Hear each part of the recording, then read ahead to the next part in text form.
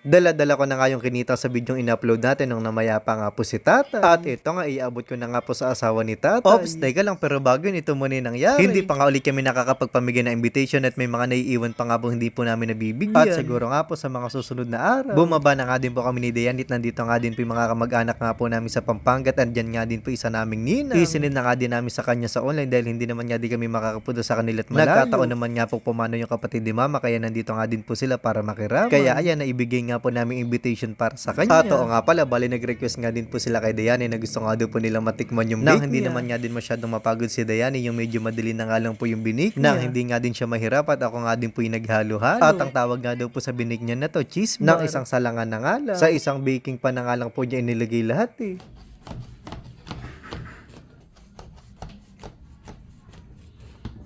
At syempre, bago nga po nila tikman, ako muna. At kung pasok nga po kasi sa aking panglasa, panigurado, magugustuhan nila to. Yan, titikman po natin yung ginawa po ni Dayaning cheese bar. Kasi po, nandito po yung mga tita namin galing Pampanga. Gusto nga doon po matikman yung bake po ni Dayani. Ito na lang po yung pinaka medyo mabilis po na gawin po ni Dayani. Oh, ito ha, Hanis review. Para sa akin, ito nga po yung matabang. At tama naman nga daw po ako, sabi nga po ni Dayani, dahil kulang nga daw po sa cheese. Pero ganoon naman nga daw po yung lasa na medyo matabang kasi nga daw po matatanda nga daw po yung kakain. At baka nga daw mamay may mga diabetes eh. Pero bagay na bagay nga po to sa kape. At inilagay na nga po namin sa 2 box. At pagpasensyahan nyo na nga po kung yan na lang po yung nakayanan. At kayo na nga lang din po bahala maghati-hati. At ayun nga, mga bandang alas 7 na nga po ng gabi, sila nga po ibabalik na ulit ng Pampanga. Maya-maya lang din dahil gabi na nga po, marami na nga din pong nakikilaman. Para kahit papano may maibigay naman nga po doon. Nagluto nga po kami ni Dayani ng popcorn. Siya nga po yung tagalagay ng flavor, tagasalin sa plastic. At ako naman nga po yung tagatali. Huwag nyo na nga din po pansinin yung tali ko dahil sisirahin naman nga po yan. Tapos na po namin i-prepare po yung mga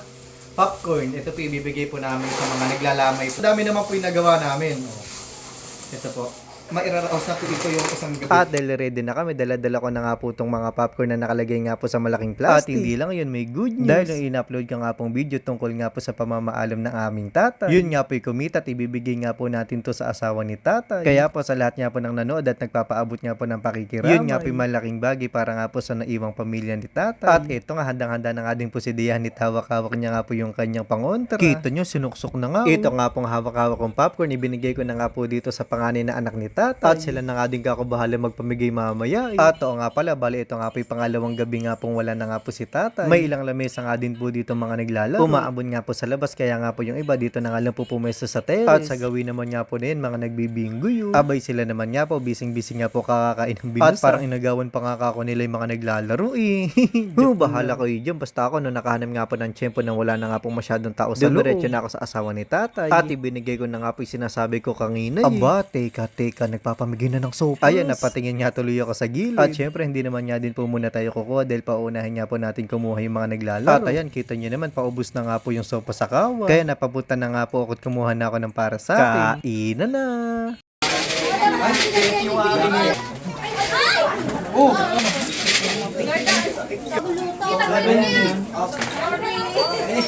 Grabe, talaga nga naman po nagustuhan kay pagkakaluto ng sopa. At sa sobrang nga pong init, tumatagakta nga po yung aking pawis. Ang damit nyo nga po talaga nga naman masarap. Mamumong. Ano kayo sa Minaino? Saan? Favorite ko nga to, kaya ako nga po yung napauwi. At wag po kayong magalala, lahat naman nga po yung nakakain. At last ko na nga din to eh.